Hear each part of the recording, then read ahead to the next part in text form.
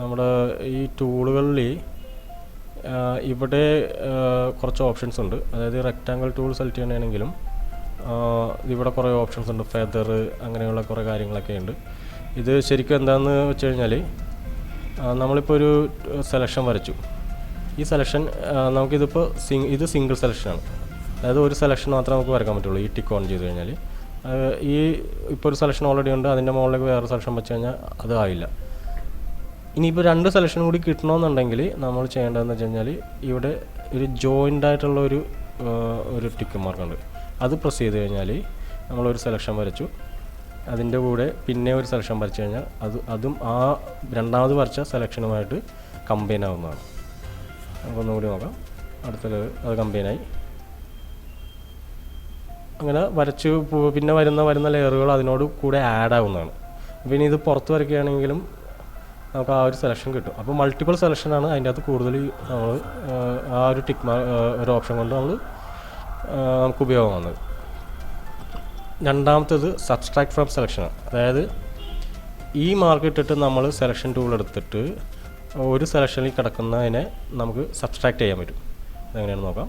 ഇപ്പോൾ ഞാനൊരു സെലക്ഷൻ എടുത്തു, അത്തരം പോർഷൻ നമുക്ക് അവിടുന്ന് മാറി.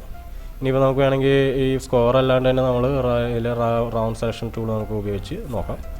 ഞാനൊരു റൗണ്ട് ടൂൾ സെലക്ഷൻ വരയ്ക്കുകയാണ്. അത് നമ്മളിവിടെ ടിക്ക് മാർക്ക് സബ്സ്ട്രാക്ട് ചെയ്ത് കൊടുത്തു. ഇനി അതിലേക്ക് നമ്മൾ ഈ റൗണ്ട് സെലക്ഷൻ ടൂൾ കഴിഞ്ഞാൽ അത്തരം പോർഷൻ നമുക്ക് അതിൽ നിന്ന് എടുത്ത് കളയുന്നതാണ്.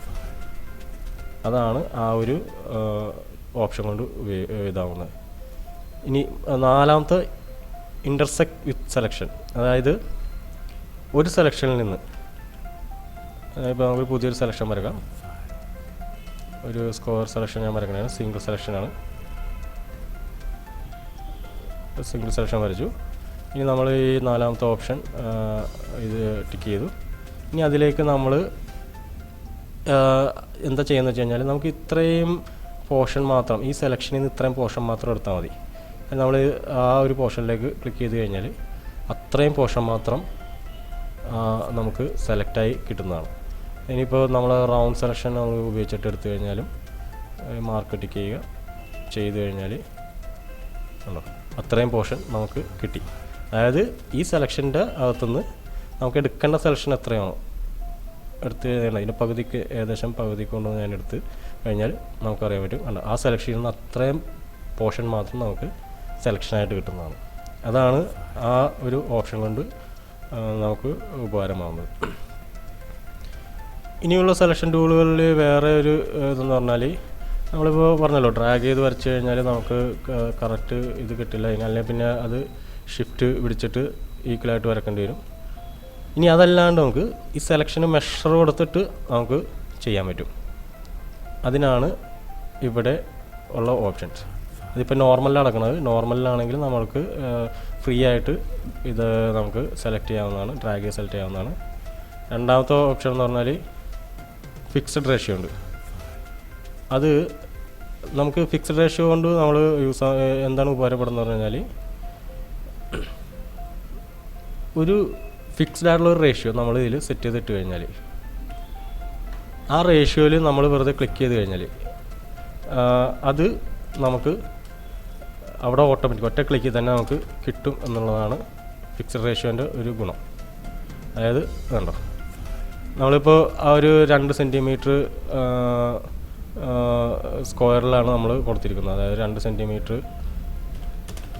വിട്ട് കൊടുത്തു, ഹൈറ്റും 2 സെൻറ്റിമീറ്റർ കൊടുത്തിട്ടുണ്ട്. അത് ഈ 2 എന്ന് പറയുമ്പോൾ നമ്മൾ വരക്കുന്ന ആ ഒരു സ്ക്വയർ അതെങ്ങനെ ഡ്രാഗ് ചെയ്ത് കഴിഞ്ഞാലും ആ ഒരു മെഷറിലേ നമുക്ക് കിട്ടുള്ളൂ. എന്ന് പറഞ്ഞാൽ ഈക്വലായിട്ട് കിട്ടുള്ളൂ.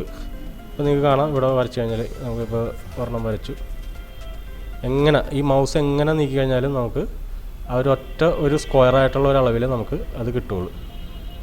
അപ്പോൾ അതാണ് ഒരു ഓപ്ഷൻ ഉള്ളത്. അതിപ്പോൾ റൗണ്ട് ടൂളാണെങ്കിലും നമ്മൾ ആ ഫിക്സ്ഡ് റേഷ്യോ കൊടുത്തു കഴിഞ്ഞാൽ ഇപ്പോൾ 2 കൊടുത്തു കഴിഞ്ഞാൽ ആ ഒരു ഈക്വലായിട്ട് നമുക്ക് ആ റൗണ്ട് കിട്ടുള്ളൂ. അപ്പോൾ നേരത്തെ ഞാൻ പറഞ്ഞായിരുന്നു, അത് ഈക്വലായിട്ട് കിട്ടണമെന്നുണ്ടെങ്കിൽ ഷിഫ്റ്റ് പിടിച്ചിട്ട് ഡ്രാഗ് ചെയ്ത് കഴിഞ്ഞാൽ ആവും. അല്ലാണ്ട് നമുക്ക് ഈ ഒരു ഓപ്ഷനും നമുക്ക് ഇവിടെ ഉപയോഗിക്കുന്നതാണ്. ഇനി ഇതിലുള്ള മൂന്നാമത്തെ ഫിക്സഡ് സൈസാണ്. അത് എങ്ങനെയാണെന്ന് വെച്ച് കഴിഞ്ഞാൽ ഫിക്സഡ് സൈസ് നമ്മൾ യൂസ് ചെയ്യുന്നത് ഇപ്പം ഞാൻ നേരത്തെ പറഞ്ഞായിരുന്നു ഒറ്റ ക്ലിക്കിൽ നമുക്ക് ഒരു ഫിക്സഡ് സൈസ് കിട്ടണം. ഇപ്പോൾ 64 പിക്സലാണ് അതിൻ്റെ അത് ഇട്ടിരിക്കുന്നത്. ഞാനത് എങ്ങനെ ഒരു ക്ലിക്കിൽ തന്നെ നമുക്ക് 64 പിക്സലിൻ്റെ റൗണ്ട് കിട്ടും.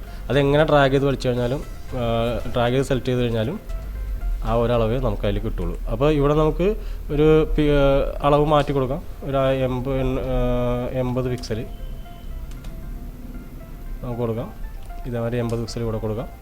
എന്നിട്ട് നമ്മളിവിടെ ക്ലിക്ക് ചെയ്ത് കഴിഞ്ഞാൽ 80 പിക്സലിൻ്റെ ഒരു റൗണ്ട് ക്രിയേറ്റ് ആവുന്നതാണ്. ഇനി നമുക്കൊരു 1200 പിക്സൽ കൊടുക്കാം.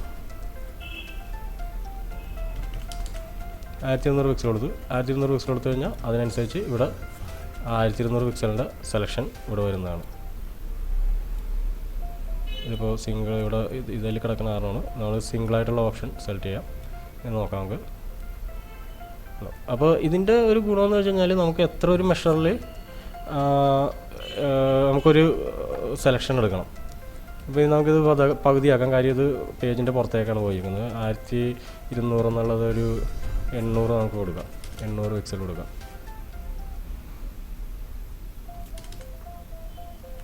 ഇപ്പോൾ 800 പിക്സൽ ഞാനിവിടെ കൊടുത്തിട്ടുണ്ട്.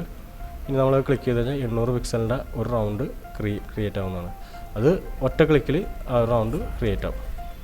അപ്പോൾ ഇതിൻ്റെ അകത്ത് ഈ റൗണ്ടിൻ്റെ കൊണ്ട് ഉപയോഗം എങ്ങനെയാണെന്ന് വെച്ച് കഴിഞ്ഞാൽ നമ്മളിപ്പോൾ ഒരു സി ഡി കവർ ചെയ്യുന്നു. ഒരു സി ഡി കവർ ചെയ്യാനായിട്ട് ആ സി ഡി കവറിൻ്റെ മെഷർ നമുക്ക് എടുക്കണം. അപ്പോൾ ആ സി ഡി കവറിൻ്റെ മെഷർ നമ്മൾ ഇവിടെ കൊടുത്തു കഴിഞ്ഞിട്ട് നമ്മൾ ഈ പേജിന് നടുക്ക് ക്ലിക്ക് ചെയ്ത് കഴിഞ്ഞാൽ ആ കറക്റ്റ് റൗണ്ടിൽ ഒരു സെലക്ഷൻ വരുന്നതാണ്. ഇനി നമ്മളിതിനെ പുതിയ ലെയറിലേക്ക് എടുത്തിട്ട് അതിന് ഒരു സ്ട്രോക്ക് കൊടുത്തു കഴിഞ്ഞാൽ നമുക്ക് ആ സി ഡി കവറിൻ്റെ ഔട്ട്ലൈൻ കിട്ടി. ഇനി ഇതിൽ നമുക്ക് അതിലിട്ട് വർക്ക് ചെയ്യാം. എന്ന് പറഞ്ഞാൽ ഇതിന് പുറത്തേക്ക് പോകാണ്ട് വർക്ക് ചെയ്യാം എന്നുള്ളതാണ്.